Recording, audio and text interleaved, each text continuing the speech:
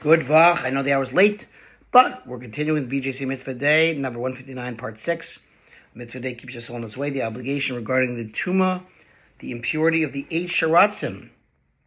Also, it is specifically these 8 sheratzim that convey Tumah. Again, these are the type of creepy, crawly animals that convey impurity. But all other creeping creatures, such as a snake, a scorpion, and the like, do not convey Tumah at all.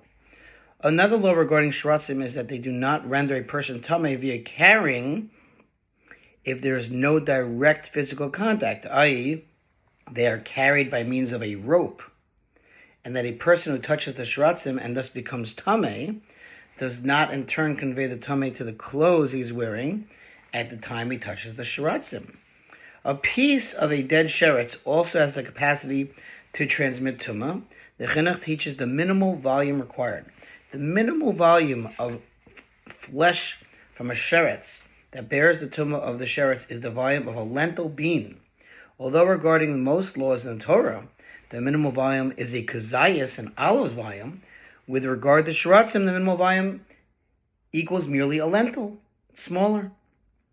For you find that the Torah renders the 8 sheratzim tamei without specific qualification as to their size.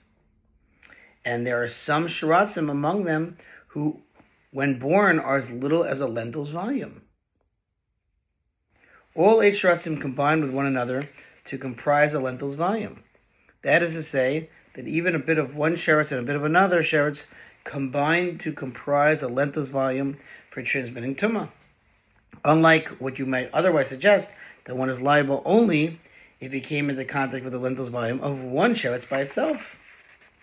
The Chinuch lists some additional laws of Tumah sheratzim. Also included in the laws of Tumah sheratzim is the law regarding live flesh that separates from the sheretz, i.e. flesh that was severed from a live sheretz, as well as the law of a whole limb that's separated from a sheretz, and the law of certain organs such as the kidney, liver, or tongue.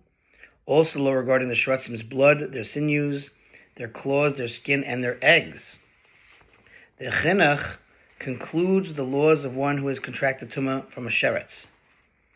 Also included in the concept of tumah sheratzim is the law stating that anyone who became tamei, impure through sheratzim, is forbidden to eat truma, or kadoshim, right, food that from sacrificial offerings.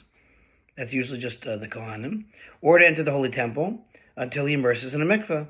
The matter of immersion for purification is, as we shall explain in its mitzvah, which is coming up 175 with the help of Hashem.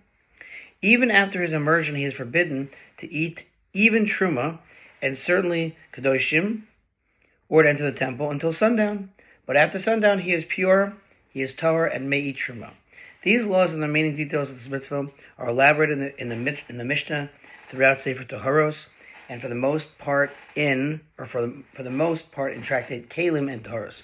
Wow. Okay, more on this mitzvah, but really getting to the finish line to sponsor future mitzvah 36-100 for the gold. Have a good evening.